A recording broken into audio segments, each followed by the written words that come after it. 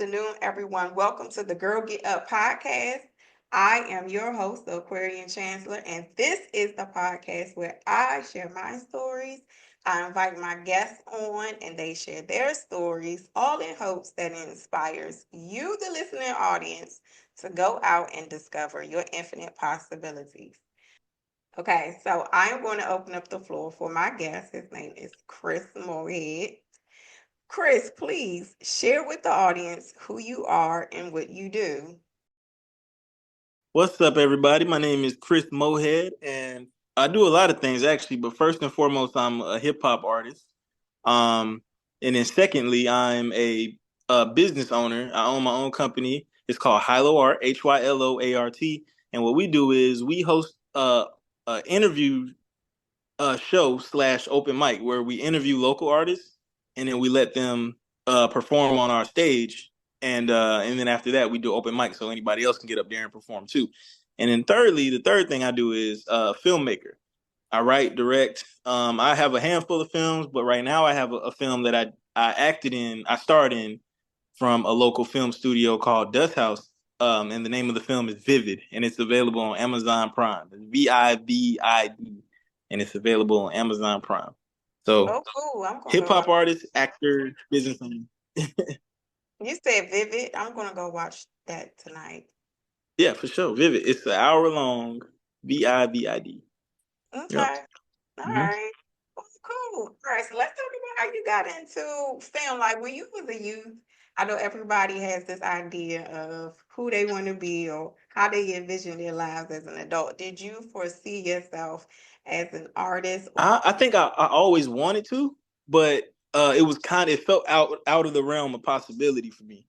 Because when I was a kid, it wasn't everybody didn't have internet. Internet wasn't what it is today. You know what I mean? Where I can film something at home and then post it. Mhm. So it was like, okay, I would love to do films. I always loved movies. Even when I was playing with toys, I used to make them act out a scene in a movie. You know what I mean? But up until recently, because like I said, we do an interview show and we end up interviewing filmmakers and stuff like that. And I told him, like, if you have a part in a movie, you know what I mean, like, hit me up, let me know. But even Mhm. before that, I was doing skits. I have comedy skits too, a few of them on YouTube. So I always, deep down, I feel like I always wanted to be an entertainer, but it took me a while to figure out how I could go about doing it. So, yeah. As a youth, what was your favorite genre? Action comedy. I love Rush Hour. That was my whole Right. thing. What did you start first? You started in the mute on the music scene, or did you Yeah, start in? Okay. I started music. I was writing music in like middle school, and then when I got to high school, there was a guy who his name is Verse Young. His name was Young Verse. He got a little bit of steam in like the southeast area, but he used to ride my school bus, and he was like, "Yeah, I'm going to the studio," and I was like, "Wait." Like, you don't got to be signed. Like, I don't know. I thought you had to be signed. You had to be super famous to actually go to the studio. He's like, no, I'm going to the studio. Won't you come with me? And I went with him to the studio, and then I started recording, for fun. Eventually, asked my mom for like recording equipment and stuff like that, and um I started recording myself. I went to school for it. I dropped out, but I went to school for it. And yeah, ever since then I've been recording myself at home. But music came first. I always would like sing and and rap and stuff like that to myself. So yeah. You were expressing to your mother and your support system that you wanted to get into music and you wanted to get into the entertainment industry. Were they supportive of your dreams? Always, all my parents have always been supportive. The only thing, and I'm sorry, my brain is scatterbrained, but my dad is my business partner. Remember I said I have a company called Hollow Art? My dad is actually my business partner. So he's like my manager. But even when I was a kid and I told him I wanted to do music, my mom was like, "Oh yeah, yeah, for sure." She got me the equipment for Christmas one year, which was just like FL Studios or whatever. But my dad was always like, "How is this gonna make you money?" Like that's always me, even to this day. How are we gonna make money off of it? Because I'm a big dreamer, but you got to make money too. So Yeah. Yeah, absolutely. Because I find that, and I was having this conversation with another young person. They were saying that they had to find that balance, like knowing that they needed to have somewhat of a career. And Yes. when you talk about entertainment and some of the older generation, they may not see that as a career. They may look at it as a hobby. So Yeah. how did you find that balance between finding something that's going to take care of you and sustain your lifestyle and pursuing your dream? It's funny you say that because we still kind of go back and forth on it right now. But I say at for the longest time, just for some context, I'm gonna be 32 years old this weekend. I was doing music. Thank you. I was doing music all throughout high school. Like I said, all throughout college. My pops became my manager when I was around like 25. And in the beginning, he was always so up until that time, I was just creating music and just putting it out for my friends basically. So when he came along, a lot of the conflict was him trying to tell me, "Oh, don't do songs like this, do songs like this. Don't do this, don't do that." And I always would push back. I would always just create in secret and then put it out anyway. But the balance came where he started booking me shows. He started getting me to get on stage and perform and getting out in front of people because he was like, okay, you can do the music you want to do, but you gonna get on these stages and do it. You can do that weird stuff that you're doing, Yeah, but you weird. gonna yeah, but you gonna get in front of people and do it. And that was good for me because that let me see like, okay, I can't just make it for my friends. I gotta, because everybody ain't feeling it. And eventually, like I said, we started to just kill open mics and stuff like that. And then eventually we wanted our own open mic. And we realized we can charge and make money off of that where I can perform. And then I can also have a platform to put other people on and we can also kind of make money. So that's kind of, the circle right there where we at. Yeah, I like that model. That's very, very, very intelligent. I like that model. But my question to you is, you had in your mind with you said you was putting out what you wanted to put out and you was putting out the music that your friends and stuff was liking. Yeah. And then listening to your dad and having his perspective and then getting out on the stage and seeing what the audience was like, and was it different from what you was envisioning? Well, actually, what's funny is some of the songs weren't. It made me realize that some songs are for people to listen to with their headphones on, and some songs you need some songs for the club. You need some songs for the car. You don't need that, but I felt like I needed that. You know what I mean? Because I like to listen to it. Was so it just kind of gave me a different perspective, like something else to a different demographic to reach for. You know what I mean? Mhm. Because these are the people who are coming and showing up and spending money. So I can't just I'm still making the stuff that I like, Right. but maybe add something, maybe add a little bit of this, maybe say something about this, maybe make it a little more positive. So, this age group can come, things like that. Because you'll book me show our main audience at the spot where we do open mics is usually between like age 20 to 50s. You know what I mean? So Okay. it's a wide range. Um, but ultimately, like I still have to be myself no matter what. I still got to talk about my struggles or whatever. Talk about whatever's going on with me. Yeah. You're the Yeah, artist. Right. exactly. Yeah, yeah, for sure. Talk about your storytelling. How are you able to do that? And grab all of those, you said from 18 to 50. How are you able to put yourself in that mindset to think about those people when you are putting your lyrics together? Okay, so what I think, and I'm kind of assuming. I'm kind of because I try to listen to what people say without getting too much into what do you like about me. You know what I mean? But the older people respect that I can get on stage and not rap about shooting or killing or I wouldn't say I'm super positive. I wouldn't call myself conscious or anything like that, but I can get on stage and do a whole set without rapping about that type of stuff. And they also respect the older guys also respect the fact that I don't use a backing track when I perform. Like Okay. I rap over an instrumental, so I got to have my breath control right. I'm actually performing. The younger people, I think they might just respect the fact that I have a platform. You know what I mean? And they can come and they can get up there and be themselves. And I'm very non-judgmental. So even if I'm getting up in here and I'm not rapping about shooting and killing, you come up here and do what you want. That's your expression. I'm not judging you. So I think that might be, and a lot of younger guys don't have that. Like uh a 106 in Park. You remember 106 in Park? You can come and get interviewed and actually perform and put on a show in front of people. So and I'm from Columbia, South Carolina. I don't know if I said that. I think you're based in Maryland. Mm-hmm. Yeah, yeah. So we don't really have a lot of that here. We don't really have a lot of spaces where you can get interviewed and then perform on the stage. We put your face on the TV screens above you. You know, we try to make it feel like a show, like try to make you feel like a star while you're there. I think that's how we get, that balance, you know. Yeah. I like that. I like that. Do you feel like a lot of the younger artists would like to foster that relationship with you before for that reason? Like you give them that star quality before they even make it. It's kind of like giving them the confidence to really head out there if they really, if they really serious about their craft. Yeah, definitely. I think it shows whether or not you actually want to do it or not. Because Yeah. again, I'm not judging you at all. You get up here and do what you want. Um, but I can't help if the crowd's not feeling you. I can't help if they talking, in the middle of your show. You know what I'm saying? If you want my advice, I don't give advice unless you want it. You know what I mean? If you want my advice, I would say like just keep doing it. Because I sucked in the beginning. Like you have to go through a period of being trash a little bit in order to learn.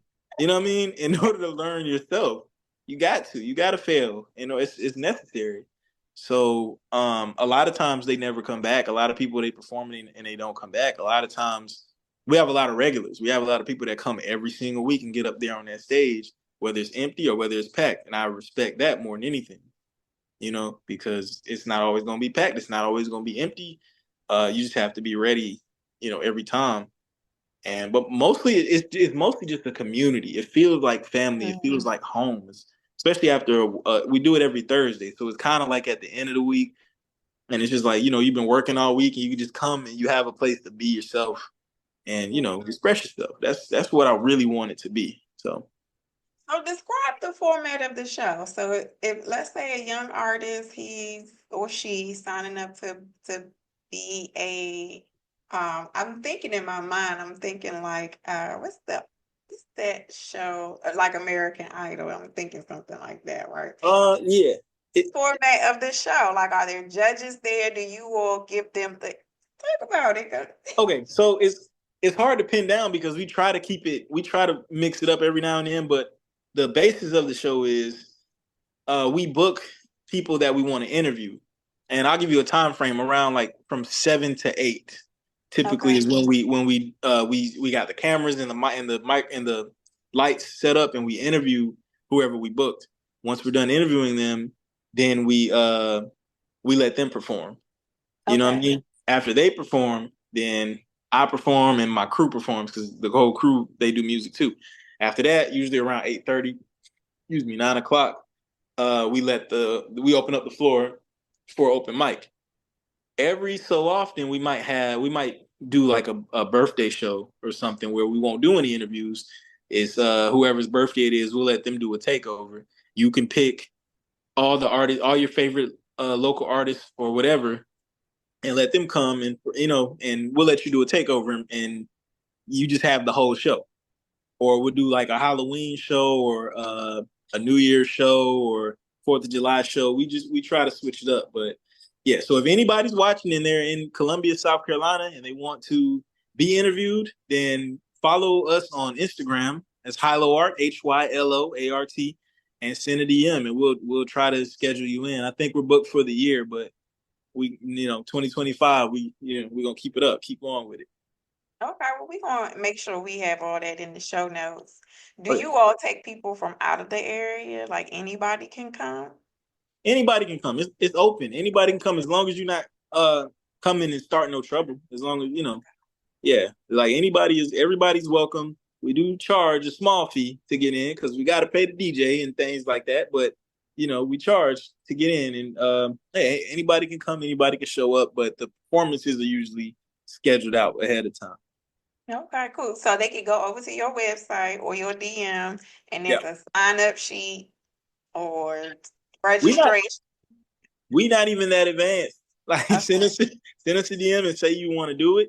We have Okay. a scheduler, a planner, a booker, or whatever. He keeps track of all the acts and everything like that. Who's gonna come and perform and stuff like that. So he'll get you in if it makes sense. If don't DM us and say, hey, next week I'm trying to come and get an interview. It might not work like that. We gotta schedule you ahead of time. So Okay. Okay. So I'm throwing it out there for the people who may not know. yeah, for sure, for sure. Okay. Okay, cool. So talk about that. So now that you have that experience and you have your artist experience behind you and you're stepping over into stepping in front of the camera, Yeah. was that transition like? And were there skills that you've learned as an artist that you were able to incorporate as an entertainer and like in front of the camera, an actor? um, I'll say two things. Um, as far as like interviewing goes, I never wanted to be the interviewer. I wanted to be I wanted to be behind the scenes unless I was rapping or performing. And being forced to be in front of the camera was one of the best things because it made me more confident. Because Hmm. I do deal with a little bit of social anxiety too. Acting, I think you just have to tap into a confident place. Like you just have to tap into your confidence, whatever that means. And both sides are about getting a reaction. You know what I mean? Like if you can, it's like when you're rapping and you get into a pocket or something like that, or you doing a call and response with the crowd and they're talking back to you and they're paying attention, it's like electrifying. It's a good feeling. You know what I mean? It feels really it keeps you going. You like get lost in the moment. And it's pretty much the same with acting. Like whether it's a scene where you're arguing with somebody and you just kind of get lost. Whenever you basically I guess that's the crossover. It's like you can get lost in both of them. Like when you're not thinking about the fact I'm acting in this scene, you just are in the scene. You know what I mean? Okay. Yeah. I got two questions for you. Okay, my first question is, um, you said you had some social anxiety, like Mm-hmm. being in front of the camera and being like everybody's eyes on you, right? Yeah. Well, yeah. Who do you have to become to step into that confident place? Well, to be honest with you, my social anxiety more comes from I guess talking to people in the real world. You know what I mean? Like I wouldn't be social about having an interview because I know I'm coming to talk about something that I love. I'm coming to talk about something that excites me. But let's just say I'm at work or something like that or just out in public and I got to go talk to somebody that might be a little different. You know what I mean? I might be a little more shy, you know. So I don't know if it's about becoming, it's really just about just being myself more, you know? Because we as an artist, you don't really live the same lifestyle as everybody. You kind of have to be a little bit irrational. You got to be a little bit crazy to believe in your dreams, to be like, I'm gonna do this. I'm gonna talk about my feelings and put it in front of people. You got to be a little bit crazy. So it's like once you get past that, our I don't know. It's like it's easy once you get past that part of it. Like Yeah, people worrying about people judging you and stuff like that. yeah. Because you feel, I mean, like when you standing out there and everybody is looking at you, it's like you can feel every eyeball. Yeah, but see, that doesn't bother me because somebody asked me, "Do I get stage fright?" And I was like, I'm literally more afraid to go like just have a regular conversation. Not afraid, but I'm more anxious about just having a regular conversation than I am having eyeballs on me while I'm doing something I love. Because I'm like, I love it. I'm showing you I love it. If you don't love it, that's fine. But I love it. You know what I mean? Like I'm into it, but going to talk to somebody, asking somebody a question about something that is completely irrelevant from that because all I think about, all I think about all day is music, films. Like I'm a big nerd when it comes to that type of stuff. So doing that never bothered me. Like in the beginning, I had stage fright. But again, when the music starts, it goes away. It completely disappears. And I just exist and just be in the moment. Yeah. Yeah. For someone who is up and coming and trying to prepare for themselves to step out on those stages, give me 3 confidence boosters that you feel has helped you.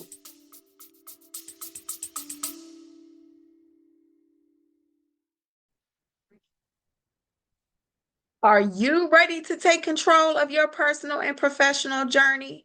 If you are chasing creative goals, building your dream brand, or landing that perfect job, I've got the tools to help you succeed. Need that perfect handheld accountability planner? The accountability planner for the creative woman is your ultimate companion for staying focused and turning big dreams into actionable steps. Or are you struggling to align your brand with your business goals?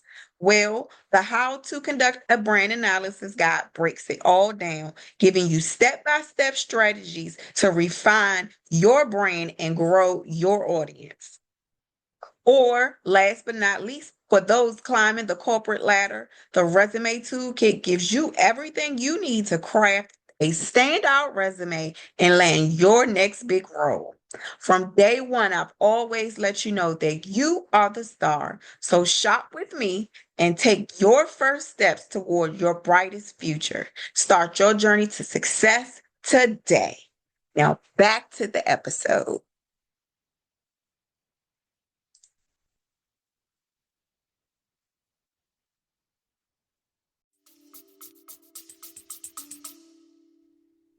Um. Shout out to my man. It's a friend, a mentor of mine. His name is the Dubber, and he told me when you get up on that stage, it's your house. He said it's your house, and these are guests in your house. You know what I mean? So it's your rules. Get up there and be yourself. Uh, so that's one piece of advice I can give you. Make sure you're doing something that you're into. If you get up there trying to pretend to be somebody else, you're gonna be nervous. You're gonna feel weird. You're gonna feel awkward. Be yourself. Just figure out what you like, and if you like it and you're into it, then the crowd will figure out a way to get into it too. Number three, and probably most importantly, rehearse. It's that simple. Rehearse. If you know what you're gonna say, again, the difference between conversation, you don't know exactly how the conversation is gonna go, but if you rehearse, you know when the beat's gonna come in, you know all your words, you know your steps, you know what you're gonna say, what you're gonna do when you're gonna do it. Your confidence will be there, like it, because rehearse it until you don't even have to think about it. It's second nature. That's the best advice I can give you. Okay. Well, you said that your last one rehearsed. That was a perfect segue into my next question. Mm-hmm. So I had an opportunity to do a closed reading, Hmm. and we did not know what the script was going to be until we got there. Hmm. And so everybody was assigned their lines and everything. And so I did mine, and not knowing, like I say, I didn't even know what it was going to be about until the end, and you kind of get it after everybody delivered their lines. You kind of get a feel for what the film was about. Yeah. And my particular character, I just associated the lines with my personal experience, and Mm-hmm. so I did my lines, and the way that I delivered my lines, it was a serious film. I didn't realize that until the end, but I delivered them as if I was in a comedy. Well, it came across that way. Right. My question to you is: you said rehearse, like rehearse, rehearse. Getting into film and getting comfortable with knowing like how to properly prepare for your lines and how to properly like embody that character. Yeah. And what was that like for you? How did you get to that point where you were comfortable? Like when I asked you, did you have to become someone else? Like, and for you literally like Oh, okay. become someone else. Right, right. So what were some tools and techniques that you use to kind of get comfortable with delivering your lines as if you're not reading it from a script? Because you know you Mhm. gotta kind of be that person. Well, for me, and again, I'm not a big Hollywood actor or anything like that. You know what I mean? I got some Tubi movies or whatever, but for me, it's about figuring out how to make it real to you. Like I really don't even know if I act for real. Like I learn the lines. You learn the lines, right? And then try to understand, talk with the director and figure out what is the emotion of the scene. Am I supposed to be sad in this scene? And or am I supposed to be angry? Like what is the emotion of the scene? And then make it real to you. Like if you're supposed to be sad, think about something that made you sad or and I actually if you watch the movie Vivid, there is a scene where I was supposed to be sad. And I think I went a little overboard in real life. He didn't even use all of all of the footage. But I made myself sad. I thought about a bunch of sad stuff. I lost my grandmother around that time too. So I was kind of like tapping into that and trying to use that. And yeah, and even like that's just how I feel about it. Like it was a scene where I was arguing with the girl and I was like, look, it's okay if you want to get in my face and all that. And at one point, she did something like that to my head, like thumped my head or whatever. And I hated it, but I loved it because it made me mad for real, and I felt like it made the scene better. But for me, it's about just figure out a way to make it real to you. You know, if you're supposed to be uh, out of breath in the scene, like you're running from somebody, or like really run, get your lungs pumping, make it real so you can get lost in the scene. Don't. I guess the best acting advice I can give is don't act. Like just figure out a way to make it real and memorize your lines. To where it's second nature to you, and then don't act. Just react. So Okay. I hope that helps. Yeah, I'm sure it will help someone because it's different.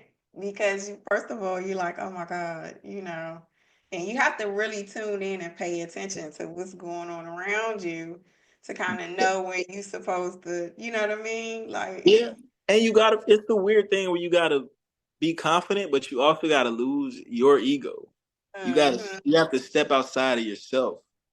Because it's easy to be like you said, everybody's looking at me, but 9 times out of 10, especially if you're acting, everybody's looking at themselves. Like everybody's worrying about what they got going on anyway. So it's yeah. just like, don't be timid, don't be anxious. I know it's easier said than done, but like you just have to figure out a way to get lost in the moment. Coming from both being someone who is directing, in your business capacity, Mm-hmm. and then you kind of have to step in a role as to where you have to allow for yourself to be directed. Is Yeah. that what when you said you have to kind of put the ego to the side, is that what you do to kind of, be able to maintain that balance? Yeah, you absolutely have to because when you direct, but then you turn around and have somebody else directing you, a lot of times you'll feel like, ah man, you probably should did that a little different. You start speaking, trying to give them advice and stuff, but you just gotta tell yourself, hey man, you here to be led, not to lead. So, you know what I mean? That was kind of I wouldn't say it was difficult. It was actually kind of relieving, you know what I'm saying? Just keep reminding yourself, look, this is not your film. Just, you're here to give them what they want. And step to the side. It's actually, it's better that way because it's less to worry about. I know you said you work with your dad for the business. Hmm. What are some things that you've learned about yourself in business? And what are some important elements of business when you're talking about the music scene and you're talking about entertainment? What could you share with the audience? Most importantly, register with BMI or ASCAP because that's how you get paid for your music. You can even log in like the shows that you did. Like I do a performance, I log it in to BMI and let them know. They count your streams, of course, but you can go in and let them know that you did shows too, and they'll count that, and you'll get residual checks and stuff like that. But I think a lot of times as artists, you just want to create. You just want to be able to create and not worry about all that other stuff. So I'm blessed to have my dad, who is someone who loves to read, and so he's ex-military, so he loves structure. He needs to understand why we're doing it, have a game plan and stuff like that. So that balance is important. You can have a dope song. Me and some of my friends bump heads all the time because, like, okay, we have a dope song, and they're like, let's put it out tomorrow. And I'm like, no, wait a minute. Let's take this dope song. Let's make sure we own the beat. Let's make sure we own all the rights to it. Let's come up with a game plan. How are we going to market it? How are we going to get people to care about it? Let's come up with that. Let's shoot a video. Let's do all that. And a lot of times that separates that turns a lot of people off from the music business because it is a job. Like, a lot of people think that you're just gonna make millions of dollars to just create, and you're just gonna create, and someone's gonna discover you and swoop in and give you $1 million to come and just create. But it's like, no, it doesn't work like that. You gotta work. You gotta promote. You gotta step outside and get in front of people. You gotta do interviews and podcasts and things like that. You gotta exposure. You have to do that. If you're expecting music to pay you more than your job, then you probably have to work harder at music than you do at your job. You have to network, you know what I'm saying? You gotta do all those things. So yeah. Taking all of that into consideration, Mm-hmm. what is your version of success? My version of success is when this is my 9 to 5. It doesn't even matter if I'm a millionaire, billionaire. If this is what I'm doing primarily for money, I'm doing something I love for money, then that's what's important to me. I don't need to be the richest rapper. I don't need to be the best rapper. I just like when I'm able to feed my family off of just this. You know what I mean? But I know that's the boring answer. So I'm gonna say when I have $1 million and I have a mansion, when I get on double XL cover, you know what I mean? Because I've been on the radio too. Like, I have a song on the radio and stuff like that, and that's cool. But I need to be financially stable off of this. Like, when this is the main, my main meal ticket. Well, no, that's the answer that makes sense. You say what? That's the answer that makes sense. Yeah, right. So the thing is like I said, the outside world, you might hear all that, right? But then you don't really understand like a lot of the work that goes into it. A lot of times that you have to go, just listen to any story. Samuel L. Jackson, what's her name? The comedian Tiffany Haddish. Yeah. All of these stories where people will tell you going 11 and 10, 12, 15 years, like Yeah. straight grinding before they ever touched a million or anything that looked like a million. Mm-hmm. So to be able to just get to a place where it makes sense just to be able to live. Yes. Yeah. Yeah. Bet. Thank you for sharing that because Yeah. it makes it attainable to someone who might feel like you said when you were younger, like you didn't really think about that because it seemed like it was so big, but Yeah. really just one little thing at a time. Yeah, and that's why, and this might make a lot of people don't give up on your dreams, but this might turn a lot of people off. Is like, if you're doing it for money, then you should probably not do it. If you're Yeah. doing music for money, you should probably not do it because it's a long road until you start making money off of it. You have to actually love it, and no one's 9 times out of 10 people not going to really invest in you unless you're passionate about it, unless you really care about what you're doing. So yeah, the best trick is is for a rapper to make you seem like they don't care about Yeah. the music. You know what I mean? But no, you have to put in work. It is a job. Yeah. Literally. Yeah, the money will come because the money is really not attached to the art. It's attached to the people who Yes. Yeah. yeah, If you who ain't you get connecting, in front of because of your love for the art. yes, yes, for sure. Build your community is very important. Mm-hmm. Yep. Networking is important. Yep. So, is there anything share about your business? Because we didn't talk about that much outside of the artist showcase. What else do you do? Is it Halo Arts? It's Hylo art, Hylo. Hilo. Yes. Okay.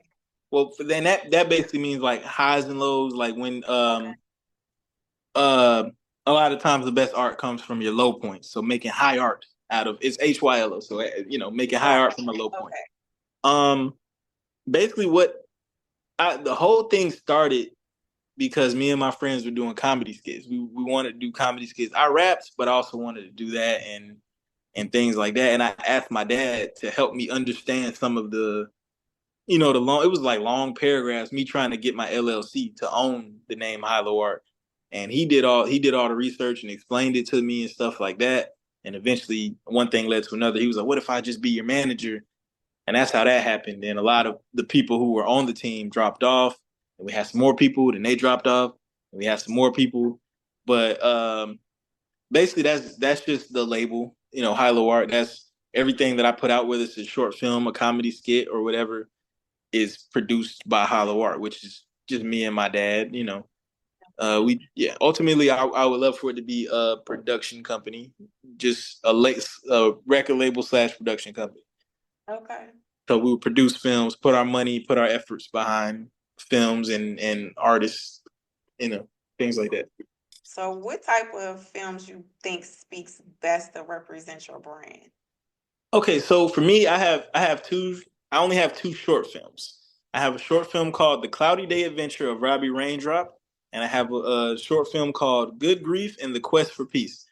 And I'm realizing just from writing that a topic or just a theme that I like to come back to is just black men showing vulnerability. You know, Okay. the Robby Raindrop and the Cloudy Day Adventure of Robby Raindrop. I know it's a long title, but the concept of the movie is a man going to work. He has a pregnant wife at home. He kisses her goodbye, and he has to go to work. He has to get to work on time, or else he's gonna get fired. He runs out of gas.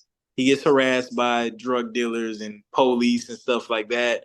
And then at the end of his long, stressful day, he comes home to his queen, and she pampers him and she makes him feel good.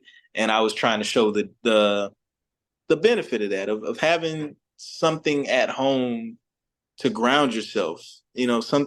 Having a place to reset at home. Like a charging. It's like a charging station, and just the benefit of having peace at home. That was the theme of that one. And then the other one was Good Grief and the Quest for Peace, which is it's about two criminals and they're going to rob somebody, and the whole way there, on the way to rob somebody, one of the criminals is going through the five stages of grief. So at first he's like they're just in the car. It's the conversation. He's arguing. I mean, he's yelling about his girl. He just went through a breakup and he's mad about it. Then he's in denial. He's like, oh, she's gonna come back or whatever. And then he gets depressed and he gets sad. And then they rob the guy. And then they have a conversation. And then it's acceptance. So yeah, I think I really I find those stories like that because there's not a lot of them. Just stories where it's black men where you're still being a man, you're still taking care of, you're still taking care of what I consider a man's responsibility, but you're still being vulnerable and not losing masculinity in the process. That's something I find I don't see a lot of. Yeah. Yes. That's cool. I like that. So where can the audience find those? They're, Are they on YouTube? they're yeah, they're both on YouTube. They're under my personal YouTube page, if I'm not mistaken. Chris Mohead on YouTube. It might be under one of them might be under Hilo Art. I gotta double check, but you can check both of them because under Hilo Art is where we have all the interviews that we've done. But you check under Chris Mohead, it should be the short films under there. So. All right. Well, thank you, Chris, for joining me today. I really appreciate it. But I do have one last question for you that I ask everybody that comes onto the show. This is a platform for inspiring people to believe in their infinite possibilities. So, on the outro, give your best words of wisdom to help inspire someone along their journey. Okay, right now? Yep. Okay, so look, don't let somebody tell you what you can't do. I know that sounds cliche, but it's cliche for a reason. So many people told me I can't do this. Like, you need to focus on music. You need to focus on this. You need to focus on that.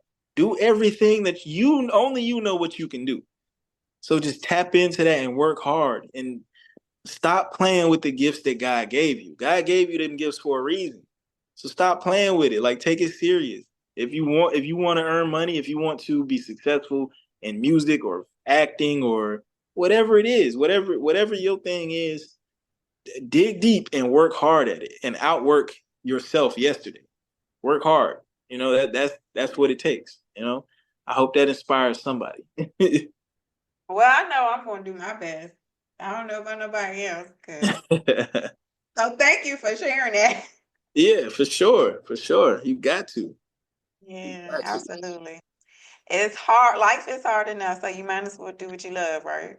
Yeah, and life's too short. We're here for a little bit of time. Do you want your story? I tell people all the time, do you want your story to be just like, oh, I smoked weed and watched TV all day? Nah, Right. you when you know you got some potential in you, when you know you can do something great right now today, it's like, do it, You started your own podcast, your own interview show and stuff. That's amazing. You gave Yeah. you gave platform for people like me to come on here and tell their story. So I appreciate you for having me. For Oh, sure. thank you. I thank you for coming on, even when my son is doing the Ninja Turtle. Hey, shout out to the Ninja Turtle. Shout out to your son. But